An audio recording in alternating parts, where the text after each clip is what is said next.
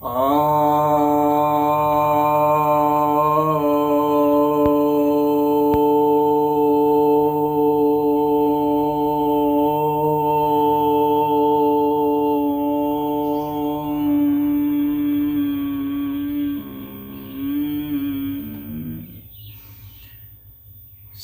भक्तजनों को सप्रेम नमन। भक्तों, आज आपके समक्ष वेद में ऊर्जा विज्ञान का दूसरा भाग बताने जा रहा हूँ। तो इसे 3 सीरीज में बनाने की हमने सोची है। तो पहला भाग तो जारी कर दिया गया था। अब दूसरा भाग आज देखते हैं। वेद जो है वह विज्ञान का मूलाधार माना जाता है, यानी उसमें सूत्र हैं जिसके विस्तार से धीरे धीरे विज्ञान हम लोग आज पाए हैं विकसित अर्थ में। तो हमारे जो पूर्वजों ने जो हमें दिया है उसको हमें जानना चाहिए और उसे प्रचारित प्रसारित भी करना चाहिए, यानी दूसरों को बताना भी चाहिए। और फिर वहाँ से कुछ सूत्र हमें ऐसे भी मिल सकते हैं जिसके ऊपर हम अभी भी खोज शोध कर सकते हैं और इस ज्ञान को हम लोग आगे बढ़ा सकते हैं। उसमें कितने रहस्यमयी विज्ञान थे उसको अगर हम लोग जानेंगे तो हम लोग अपने संस्कृति पर, सभ्यता पर गर्व भी कर सकते हैं, अपने धर्म पर गर्व कर सकते हैं। तो सनातन धर्म का प्रमाणिक ग्रंथ, सबसे प्रमाणिक ग्रंथ बल्कि कहूँगा, वह वेद ही है। वेद के विरुद्ध में कोई ग्रंथ है तो वह मान्य नहीं होता सनातन धर्म में। तो आज हम लोग अब दूसरे भाग में देखते हैं क्या लिखा हुआ है। तो हम लोग आज जानते हैं कि जल के मंथन, जल को करके हम लोग हाइड्रो इलेक्ट्रिक प्रोजेक्ट्स लगाते हैं, लेकिन क्या उस समय भी थे? तो वेद हमें बताता है कि अथर्वा ऋषि जो थे उनका दूसरा आविष्कार है यह जलीय विद्युत। यह ऋग्वेद, यजुर्वेद, सामवेद, अथर्ववेद में भी उल्लेख है। अथर्वा ऋषि ने तालाब के जल का मंथन करके जलीय विद्युत का आविष्कार किया था। ये इन सब जगह मेंशन्ड है। अब आपको दृष्टांत में दे रहा हूं। ऋग्वेद के 6ठे मंडल के 16वें सूक्त के 13वें मंत्र में और यजुर्वेद के 11वें अध्याय के 32वें मंत्र में और सामवेद के 9वें मंत्र में इसका जिक्र आता है। तो उसका एक मैं उदाहरण दे रहा हूं। तम अग्ने पुष्करादधि अथर्वा निर्मंधत। अर्थात जो पुष्कर हैं अथवा जो तालाब है उसको दधि मथ करके अथर्वा ने वहां से अग्नि प्राप्त की।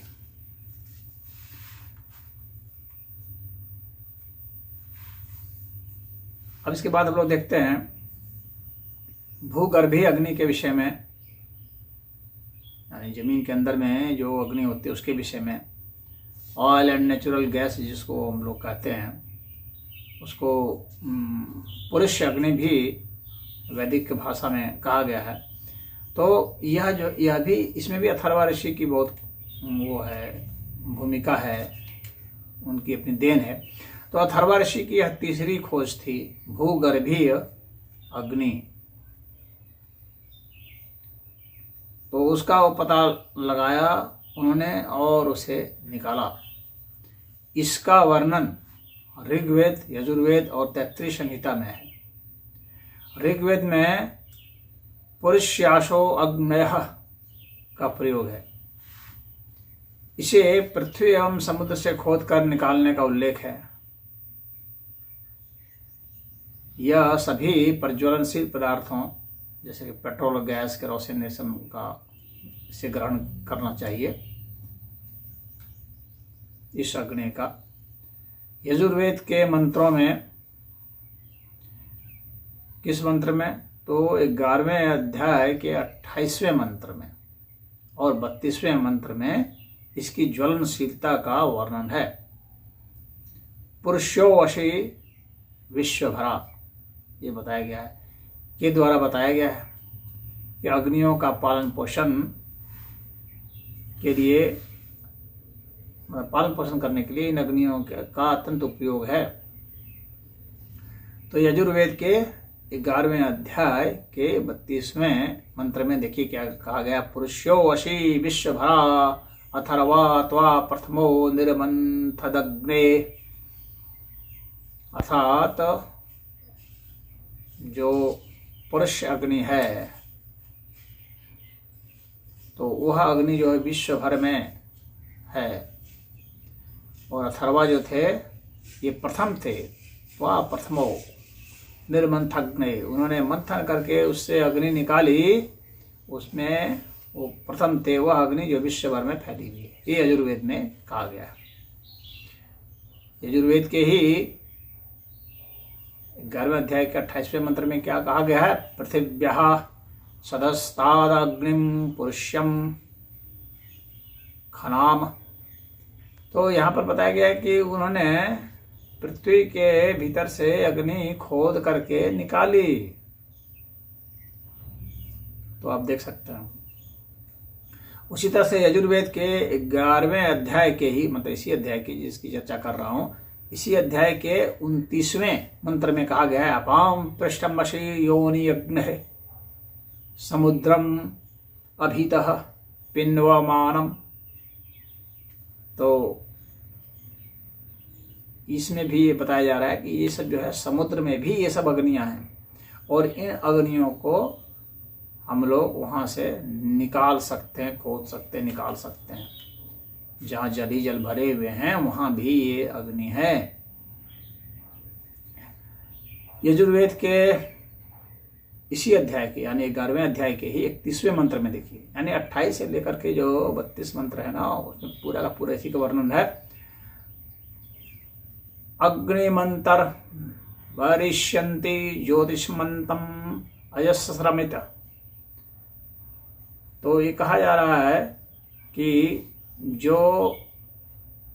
ये जो अग्नि है वह पूरी ज्योति करती है, और हम लोग अपने परिश्रम से इसे निकाल सकते हैं, इसे भर सकते हैं। ऋग्वेद के 3 मंडल के 22वें सूक्त के 4थे मंत्र में और यजुर्वेद के 12वें अध्याय के 50वें मंत्र में भी इस चीज का वर्णन है। पुरुष्याशो अग्नयः। तो ये पुरुष अग्नि जो है उसके विषय में ये बताया जा रहा है। अब इसके बाद जो है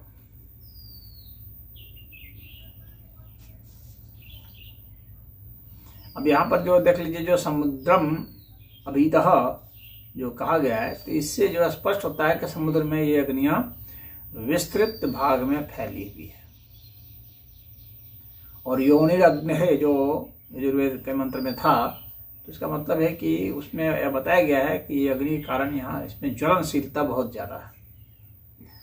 अब हम लोग आते हैं कि खानों में अग्नि है कि नहीं, और उस वक्त के लोगों को इसकी जानकारी थी कि नहीं। तो खानों में अग्नि के विषय में बताया जा रहा है। अथर्ववेद में कोयले की खानों का वर्णन है, अथर्ववेद में, और कोयले की खानों की अग्नि की भयंकरता का वर्णन है कि जैसे उसमें आग वगैरह लग जाए तो कितना बड़ा मतलब कांड हो जाता है, और वो कितना घातक होता है। उससे दम घुटता है आदमी का, और शरीर झुलस जाता है, और कोयला से जो है गंदा भी हो जाता है। तो ये सब बताया गया है, उसमें जलने से जो है काफ़ी जो है भयंकर पीड़ा होती है, जल के आदमी राख हो जाएगा। तो यहाँ पर जो है अथर्ववेद में जो प्रयोग किया गया है, तो घातक के लिए म्रौक शब्द का प्रयोग किया गया है, और दम घुटने वाली जो उसकी जो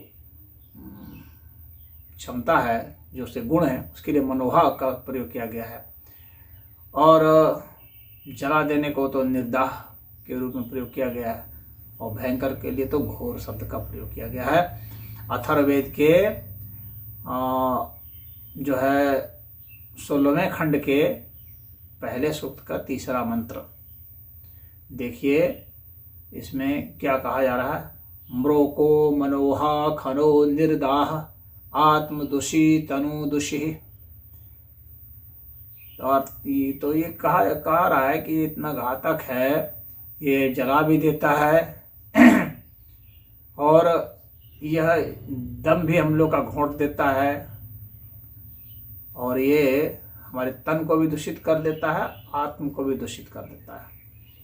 ये अथर्ववेद में इसके विषय में कहा जा रहा है। कोयले की खानों में जो अग्नि है उसके विषय में बताया जा रहा है।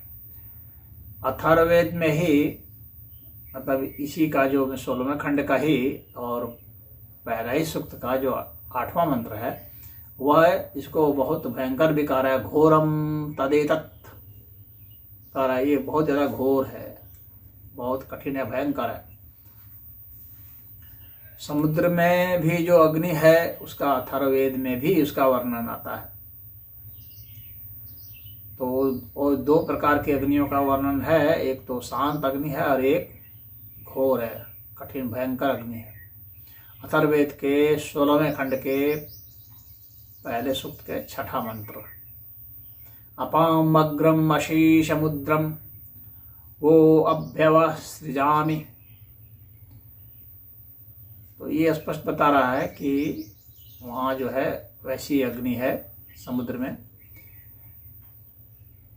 अब इसके बाद जो है अथर्ववेद के ही इसी में ही 16वें खंड के ही पहले सूक्त के ही 8वां मंत्र जो है वो भी इसी चीज को बता रहा है। यो वा आपो अग्निराविवेश घोरम तदेतत्।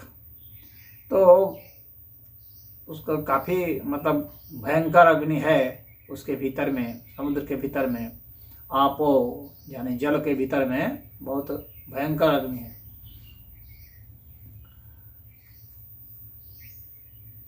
उसी प्रकार से जो और जो अग्नियां हैं, तो उसमें वो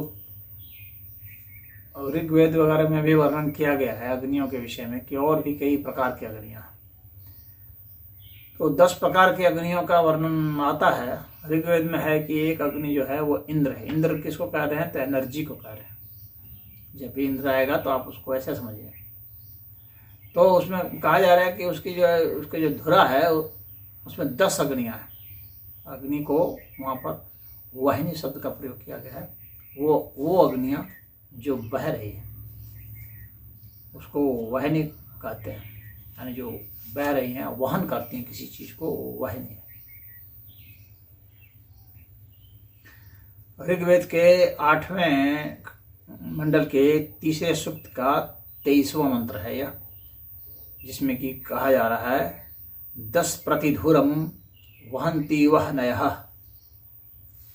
तो इससे स्पष्ट हो जा रहा है कि यहाँ पर जो धुरी का जो वर्णन है वो वास्तव में वहाँ पर अग्नियों का ही वर्णन है। 10 प्रकार की अग्नियों का वर्णन है जिसका कि वहन वहाँ किया जा रहा है। आग्नेय ऊर्जा के असंख्य रूप बताए गए। 10 रूप तो कम से कम ही बताया था, लेकिन ऐसे तो उसका कई वैरायटी अगर देखा जाएगा तो बहुत सारे रूप हो जाएंगे। तो इंद्र का जो रथ है उसके विषय में बताया गया, सूर्य का जो रथ है उसके विषय में बताया जाता है। तो ये जो रथ के जो बताए जाते हैं उसमें चक्र है, वो घूम रहा है, तो वो अग्नि की बात की जाती है। उसमें अश्व जुते हुए हैं, तो अश्वों की संख्या की बात की जाती है। तो अश्वों की संख्या जो है, तो इंद्र की जो जो है अश्वों की संख्या जो है, जो ऋग्वेद में वर्णन आता है, वो 202 से लेकर के 100 तक आता है। मतलब उतने घोड़े उसमें हैं ऐसा बताया जाता है। तो ये घोड़े नहीं हैं, अपितु ऊर्जा के ये सब जो है द्योतक हैं, उसको इंगित करने के लिए, हॉर्स पावर इंगित करने के लिए वहाँ पर दिया गया है, यह समझना चाहिए। यजुर्वेद के 12वें अध्याय के 47वें मंत्र में कहा गया है सहस्रियम वाजम जात वेदः।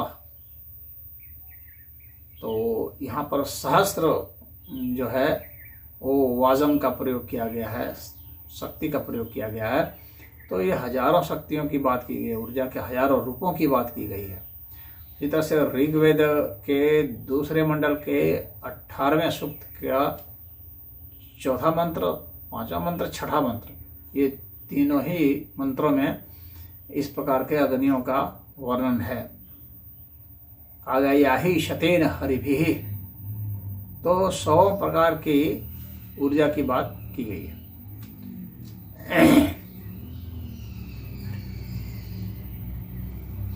अग्नि के 3 प्रकार की ऊर्जा की बात जो है यजुर्वेद में सौर ऊर्जा के रूप में, भौतिक ऊर्जा के रूप में, समुद्री ऊर्जा के रूप में भी इसका वर्णन आता है।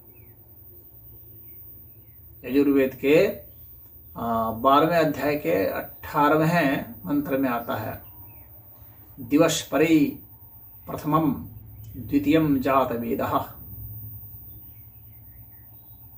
तो ये जो अग्नि है, एक अग्नि तो जात वेद है, यज्ञ की जो अग्नि है वह है, और दूसरी जो है वह जो सौर ऊर्जा है, देव जो सौर ऊर्जा है उसकी अग्नि है। तो यजुर्वेद में समुद्री अग्नि का भी वर्णन हो गया, जलीय अग्नि का भी वर्णन हो गया, सौर का भी हो गया, भौतिक अग्नि का भी, सब जगह इन सबको व्याप्त माना गया है। यजुर्वेद का 12वां अध्याय का 20वां मंत्र जो है वो बता रहा है समुद्रे त्वा अप्सु अंतः तृतीये रजसी। और 21वें मंत्र में कहा जा रहा है रोदसी भानुना भाति अंतः, इसी यजुर्वेद में ही।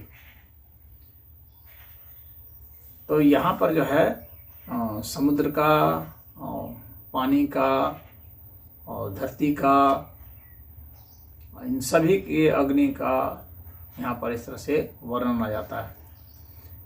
एटमॉस्फेरिक एनर्जी जो है, नाभिकीय ऊर्जा जो है, न्यूक्लियर एनर्जी, भौतिक एनर्जी, भौतिक ऊर्जा जो है, और पृथ्वी के अंदर की जो है कई प्रकार की ऊर्जाओं का वर्णन हमें मिलता है। यजुर्वेद के 11वें अध्याय के 12वें मंत्र में कहा है दिवी ते जन्म अंतरिक्षे नाभिः पृथिव्याम अधियोनिरित।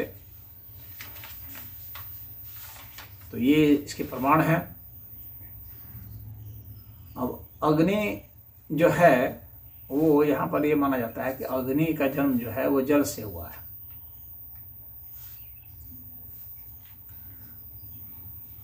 यानी तरल पदार्थ से जो है वो अग्नि हुई है। जल का मतलब पानी ही सिर्फ नहीं समझिए, तरल पदार्थ के लिए प्रयोग होता है आप शब्द का प्रयोग। तो यजुर्वेद और अथर्ववेद में वर्णन है कि अग्नि जो है वो जल का पित्त है, जल का पित्त है, जल की गर्मी उष्मा है। तो इससे जल में अग्नि की विद्यमानता सिद्ध होती है। किसी प्रकार का जो जल हो उसमें, यानी किसी प्रकार का तरल पदार्थ हो उसमें अग्नि विद्यमान होती है। तो हाइडल इलेक्ट्रिसिटी का हम लोग कॉन्सेप्ट यहाँ से देख सकते हैं। अग्ने पितम अपामशि, ये कहा गया है यजुर्वेद के 17वें अध्याय के 6ठे मंत्र में, और अथर्ववेद के 18वें खंड के 3रे सूक्त के 5वें मंत्र में अग्ने पितम अपामशि। यानी अग्नि जो है वह पित्त है, किसका? आपका। आप मतलब कि यहाँ जल बहुत लोग करते हैं, जल भी होता है अर्थ, लेकिन वास्तव में तरल होता है। तो कोई भी जो तरल पदार्थ है उन सब का जो पित्त है वो अग्नि ही है।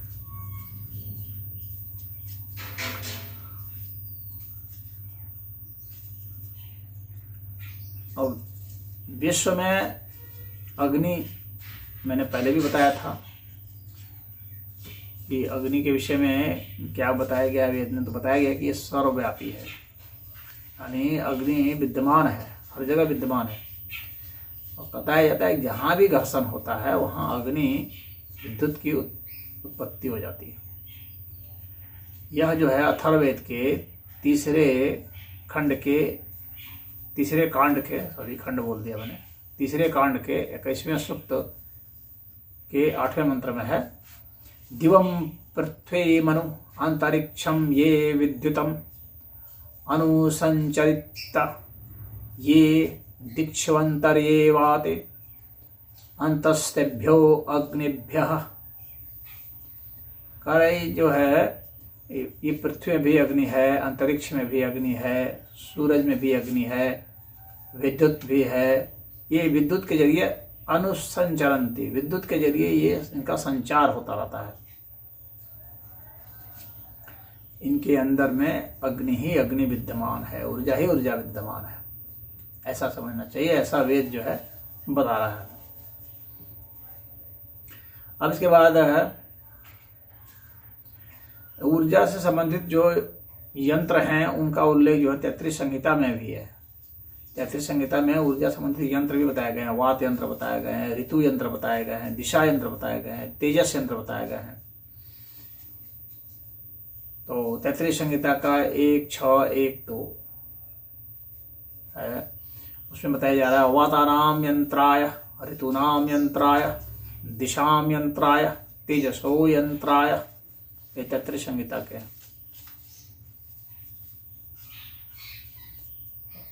तो ये जो वात यंत्र है ना, ये इसके विषय में ऐसा हो सकता है कि वायु का जो दबाव है या वायु के जरिए किस तरह से हम लोग कोई कार्य ले सकते हैं, वायु के जरिए बिजली बना सकते हैं, तो उसका जो है वात यंत्र उससे संबंधित होगा।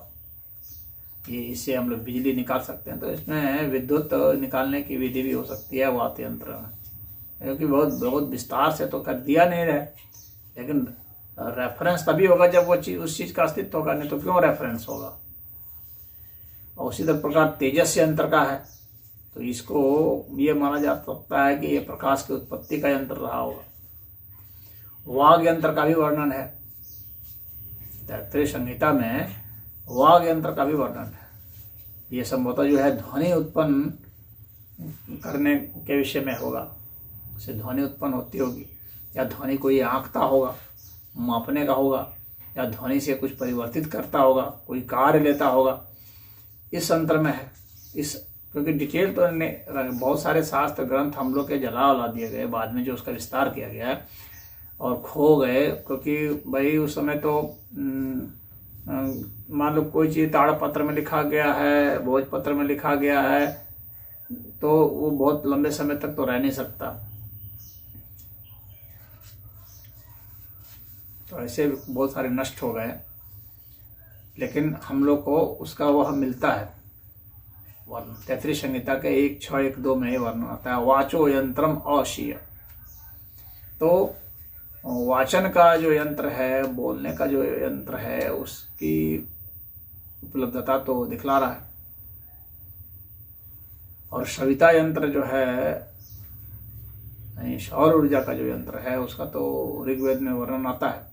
ऋग्वेद के 10वें मंडल के 149वें सूक्त का पहला मंत्र है, वही कहता है सविता यंत्र हे पृथ्वीम अरमनाथ। ये सविता यंत्र जो है ये बता रहा है पृथ्वी में सविता यंत्र जो है वो रहने से हम लोग सौर ऊर्जा का उपयोग कर सकते हैं। तो यंत्र शब्द जो है तो यहाँ पर तो शक्ति का नियंत्रण के अर्थ में ही हुआ है।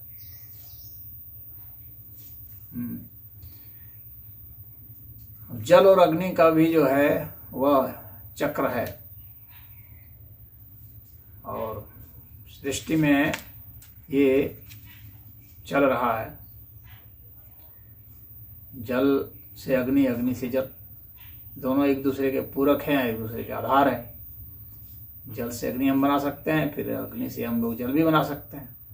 यजुर्वेद में कहा है कि अग्नि के कारण ही जल वर्षा के रूप में पृथ्वी पर आता है। और फिर पृथ्वी से वह जल सूर्य की किरणों से भाप बनकर ऊपर जाता है और वहां से वर्षा के रूप में फिर पृथ्वी पर आ जाता है। ये हम लोग जानते हैं अच्छा से। अब यजुर्वेद का इसी बात को कहने के लिए यजुर्वेद में उनके 12वें अध्याय के 38वां और 39वां जो मंत्र है वो यही कह रहा है। मैं मंत्र पढ़ के सुना दे रहा हूँ। प्रसध्य भाष्यमना योनिम अपश्य पृथ्वीम अग्ने संसृज्य मातृविष्टवम ज्योतिषमान पुनरावसदः पुनराशध्य सदनमपश्य पृथ्वीम अग्ने। ये यजुर्वेद क्या है, यजुर्वेद का ही ये 12वां अध्याय का 36वां मंत्र देखिए क्या कहता है, आपसु अग्ने सदिष्टव। तो यहाँ पर स्पष्टता कहा जा रहा है कि किस तरह से वो पानी जो है आता है और अग्नि के प्रभाव से फिर भाप बनता है, फिर जो है बादल बनता है, फिर बरसता है। तो इस चक्र को यानी जल के और अग्नि के चक्र को वे लोग अच्छा से जान रहे थे। और ये नहीं है कि कल्पना में नहीं जीते कहो इंद्र ने जो है वो वर्षा कर दिया, इसी तरह से वर्षा हो गई।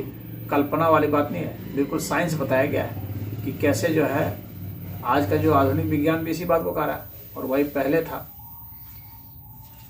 जो वेद बता रहा है। वेद का पठन पाठन कम होने से जो है या नहीं समझ पाने की वजह से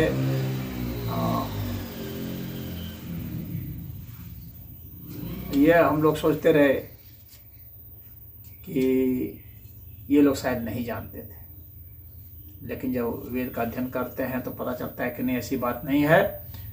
लोग जान रहे थे कि किस तरह से वर्षा होती है। ये अरब और ये वो इज़राइल और मिस्र जैसा देश नहीं था, यहाँ पर इसी का साइंस पता था लोगों को। ये नहीं कह रहे कि देवता जो है कोई इस तरह से कहीं कोई काल्पनिक आकृति है और वहाँ से वर्षा कर रहे हैं और वर्षा हो रही है, इसी बात इस तरह की बात यहाँ पर नहीं मानी जा रही थी। तो वीडियो बड़ा हो गया है, तो बाकी जो है भाग जो है अगले भाग में कंप्लीट होगा। हरि ओम।